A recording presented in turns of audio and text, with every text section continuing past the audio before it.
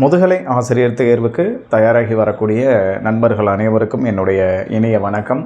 நாம் தொடர்ந்து சாப்டர் 2ல் வீடியோஸ் நம்ம பார்த்துட்ருக்கோம். இது வரைக்கும் ஒரு 8 பார்ட் வீடியோ நம்ம போஸ்ட் பண்ணியிருக்கோம் நம்ம சேனலில்.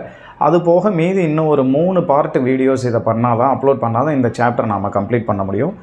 இந்த தேர்வுக்கு உங்களுக்கு குறைந்த நாட்களே இருக்குது. அதனால் நான் ஒரு திட்டம் ஒன்று வச்சுருக்கிறேன். என்ன பண்ணலாம் அப்படின்னா, ஒருவேளை நீங்கள் எல்லாம் தயாராக இருந்தால் யூடியூப்லேயே ஆன்லைனில் கிளாஸ் லைவ் கிளாஸாக எடுத்துடலாம் அப்படின்னு ஒரு ஐடியா எனக்கு இருக்குது.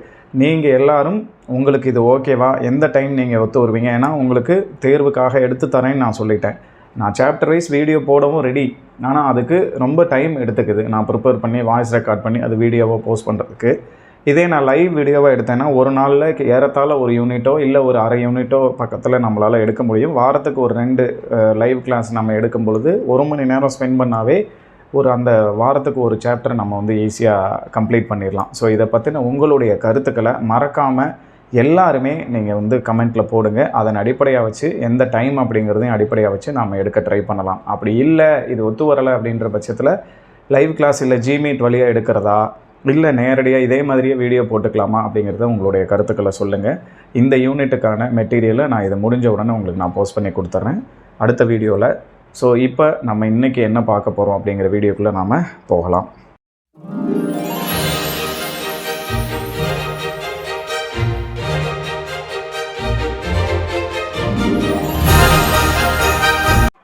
இன்றைக்கி வீடியோவில் நாம் என்ன பார்க்க இருக்கிறோம் அப்படின்னா, சமூகவியலாளர்கள், அதாவது சோசியாலஜிஸ்ட்டு யாரெல்லாம் சமூகத்தை பற்றிய என்னவெல்லாம் தத்துவங்கள் இந்த உலகத்துக்கு சொல்லியிருக்கிறாங்க அப்படிங்கிறத பற்றி பார்க்க போகிறோம்.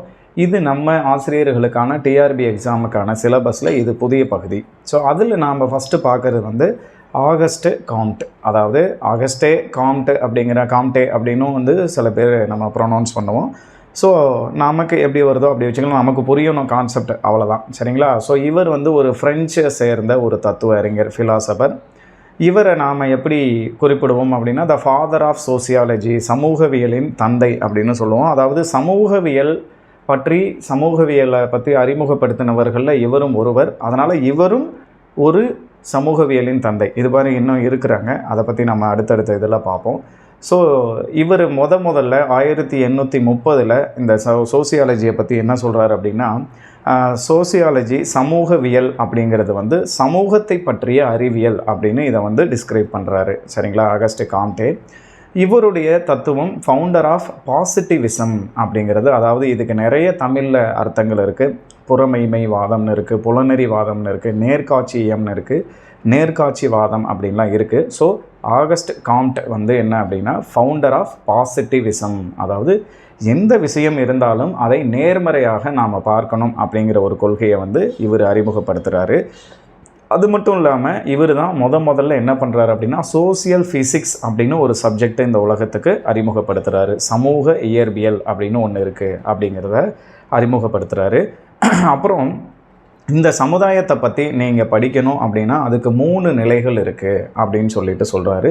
அப்சர்வேஷன், எக்ஸ்பெரிமெண்டேஷன், கம்பேரிசன் அப்படிங்கிற ஒரு 3 நிலைகள் இந்த சமுதாயத்தை பற்றி படிக்கிறதுக்கு இருக்குது. அதாவது இந்த சமுதாயத்தை நீங்கள் உற்று நோக்குங்கள், முதல்ல அப்சர்வ் பண்ணுங்கள், அதுக்கப்புறம் எக்ஸ்பெரிமெண்டேஷன்லாம் பண்ணி பாருங்கள். நீங்கள் உங்களை வச்சே சோதனைகள்லாம் செஞ்சு பாருங்கள், இந்த சமுதாயம் எப்படி நடந்துக்குது அப்படிங்கிறத. அதுக்கப்புறம் அந்த எக்ஸ்பெரிமெண்ட்ஸ் வழியாக உங்களை நீங்கள் கம்பேர் பண்ணி பார்த்துக்கோங்க, ஒப்பிடுதல் பண்ணிக்கோங்க அப்படிங்கிற மாதிரி ஒரு 3 ஸ்டெப்பை சொல்கிறாரு. ஸோ இந்த சமுதாயத்தை பற்றி நீங்கள் புரிஞ்சுக்கணும்னா உற்று நோக்கணும், உங்களை பரிசோதனை பண்ணிக்கணும், ஒப்பிட்டு பார்த்துக்கணும். அப்படின்னா தான் இந்த சமுதாயத்தை பற்றி நீங்கள் ஸ்டடி பண்ணிக்க முடியும் அப்படிங்கிற ஒரு விஷயத்தை இவர் சொல்லிடுறாரு. அதுக்கப்புறம் த லா ஆஃப் 3 ஸ்டேஜஸ், அதாவது the knowledge of a human has 3 branches. மனித சிந்தனையுடைய இல்லைனா மனித அறிவை 3 வளர்ச்சி நிலைகளாக இந்த ஆகஸ்ட் காம்டே நமக்கு பிரிக்கிறாரு. சரிங்களா? அதில் ஃபஸ்ட்டு என்ன நிலை அப்படின்னா, தியாலாஜிக்கல் ஆர் ஃபிக்ஷியஸ் ஸ்டேஜ் அப்படின்னு சொல்கிறோம். இறையியல் அல்லது கற்பனையான நிலை அப்படின்னு சொல்கிறோம். இது என்ன அப்படின்னா, it was believed that the social physical society is created by God அப்படின்னு. அதாவது பழைய கருத்துக்களை, பழமைவாதத்தை நம்புகிறவங்க, இந்த உலகம் கடவுளால் ஆனது, கடவுள் தான் எல்லாத்தையும் படைக்கிறாரு, இந்த உலகத்தில் நடக்கிற எல்லாத்துக்கும் கடவுள் தான் காரணம் அப்படிங்கிற மாதிரி சின்ன பிள்ளைத்தனமான சில கருத்துக்களை அடிப்படையாக வச்சு அதை நம்பிட்டு இருக்கிற ஒரு நிலை, அதுதான் பழமைவாத நிலை அப்படின்னு சொல்கிறாரு. தியாலாஜிக்கல் ஆர் ஃபிக்ஸ்டியர் ஸ்டேஜ் அப்படின்னு சொல்கிறோம். கற்பனையான நிலை இது. ஒரு கற்பனையாக எனக்கு உலகம் இப்படி தான் உருவாக்கப்பட்டுச்சு அப்படிங்கிறத நம்பிட்டு இருக்கிறவங்க வந்து இந்த ஸ்டேஜில் இருக்கிறாங்க. அதுக்கப்புறம் ரெண்டாவது ஸ்டேஜ் மெட்டாஃபிசிக்கல் ஆர் அப்ஸ்ட்ராக்ட் அப்படின்னு சொல்கிற ஸ்டேஜ். மெட்டாஃபிசிக்ஸ் அப்படின்னா என்னென்னா மெய்யியல் அப்படின்னு சொல்கிறோம். அதாவது என்ன உண்மை அப்படிங்கிறது ஓரளவு இவர்களுக்கு தெரியும். The stage knocked out the concept of concrete God. கண்டிப்பாக கடவுள் இருக்காரு அப்படின்னு சொல்லிட்டு இருந்த கருத்தெல்லாம் இதை வெளியே அனுப்பிடுது. அதெல்லாம் கிடையாது அப்படின்னு சொல்லிட்டு ஒரு லட்சிய அளவில் ஒரு அடலசன்ட் ஏஜில் நாம் என்ன நம்புவோம், கடவுளால் படைக்கப்பட்டது, மூட நம்பிக்கைகள்லாம் நாம் நம்ப மாட்டோம் இல்லையா, அந்த லெவலுக்கு வந்துடுறது வந்து இந்த மெய்யியல் அப்படிங்கிறது. இல்லைனா அதுக்கு எண்ணக்கருநிலை அப்படின்னு ஒரு பேர் இதுக்கு வச்சிடுறாங்க. ஸோ மூணாவது ஸ்டேஜ் வந்து என்ன அப்படின்னா பாசிட்டிவ் ஆர் சயின்டிஃபிக் ஸ்டேஜ். இது வந்து முழுமையாக நேர்மறையாக நம்புறது. கற்பனையும் கிடையாது, எனக்கு பாதி நம்புகிறேன், அதை பற்றி தெளிவான விளக்கம் இல்லாத அடலசன்ட் ஏஜும் எனக்கு கிடையாது. இப்போ நான் வந்து ஒரு நல்ல அடல்ட்டு, இந்த சமுதாயத்தை பற்றி நான் நல்லா புரிஞ்சுக்கிட்டேன். இந்த சமுதாயம் நிறைய உண்மைகளால் ஆனது. இதில் தான் அதான் நம்ம சொல்லியிருக்கோம், ஸ்டாட்டிஸ்டிக்ஸ் அண்டு ஃபேக்சுவல் டேட்டா அப்படின்னு சொல்கிறோம். And converted their perception to look at the world from imaginative to intellectual அப்படின்னு. கற்பனையில் இருந்தேன் நான் சின்ன வயசில், இல்லை அடலசன்ட் ஏஜில். இப்போ எனக்கு அடல்ட் ஆகிட்டேன், நான் ஒரு முதிர் பருவத்துக்கு வந்துட்டேன், எனக்கு இந்த உலகம் எப்படி நடந்துகிட்ருக்குங்கிறது எனக்கு நல்லா தெரியுது அப்படிங்கிறத இவர் வந்து சொல்லிடுறாரு. அதுதான் வந்து நேர்மறை அறிவியல் நிலை அப்படிங்கிறது. இந்த அறிவியல் சமூகமாக நம்ம வந்து மாறிடுறோம். இப்போ மூட நம்பிக்கைகளையோ இல்லை கற்பனையான வாதத்தையோ நான் ஏற்றுக்க மாட்டேன், அறிவார்ந்த நிலைக்கு நான் வந்துட்டேன், அதான் இமேஜினேட்டிவ் டு இன்டெலெக்சுவல் அப்படிங்கிறத சொல்லிடுறாங்க. ஸோ இவருடைய புக்ஸ் இதெல்லாமே நம்ம கொடுத்துருக்கோம், பார்த்துக்கோங்க. இந்த புக்ஸ் எல்லாமே நான் உங்களுக்கு மெட்டீரியல் தரும்போது ஒன்ஸ் நீங்கள் ரீட் பண்ணிக்கோங்க. புக்ஸை வச்சு கேள்வி கேட்க வாய்ப்பு இருக்குது, சரிங்களா? அடுத்து நாம் பார்க்க போகிற ஒரு சமூகவியலாளர், சமூக அறிஞர், தத்துவ அறிஞர் வந்து ஒரு ஹெர்பர்ட் ஸ்பென்சர். இவர் வந்து ஆங்கிலேயத்தை சேர்ந்த இங்கிலீஷ் ஃபிலாசபர், சோசியாலஜிஸ்ட் அப்படின்னு இவர் வந்து நம்ம சொல்கிறோம். இவர் டார்வினுடைய தத்துவங்களால் டார்வினுடைய ஐடியாக்கள், கருத்துக்களால் வந்து என்ன ஆகிறாருன்னா தாக்கத்துக்கு உள்ளாகிறாரு. அதன் அடிப்படையில் தான் இவர் என்ன பண்ணுறாரு அப்படின்னா, டார்வின் வந்து ஒரிஜின் ஆஃப் த ஸ்பீசிஸ் அப்படின்னு சொல்லிட்டு என்ன பண்ணுறாருன்னா உயிரினங்களின் தோற்றம் அப்படின்னு சொல்லிட்டு அவருடைய பரிணாம கொள்கையை வெளியிடுறாரு. அதை அடிப்படையாக வச்சு இவர் அதுக்கு முன்னாடியே என்ன சொல்லிடுறாரு அப்படின்னா, உயிரினங்கள் தோன்றினதுக்கு எப்படி பரிணாம வளர்ச்சி அடைஞ்சுதுன்னு நீங்கள் சொல்லியிருக்கீங்க, அதே மாதிரி நான் வந்து இந்த சமுதாயம் எப்படி பரிணாம வளர்ச்சி அடைஞ்சு இன்றைக்கி இந்த லெவலுக்கு வந்திருக்குங்கிறத நான் சொல்கிறேன்னு சொல்லிட்டு வந்து பரிணாம கொள்கை, theory of evolution about society, சமூகத்தை பற்றின பரிணாம கொள்கையை வந்து நம்ம ஹெர்பர்ட் ஸ்பென்சர் வந்து வெளியிடுறாரு, சரிங்களா?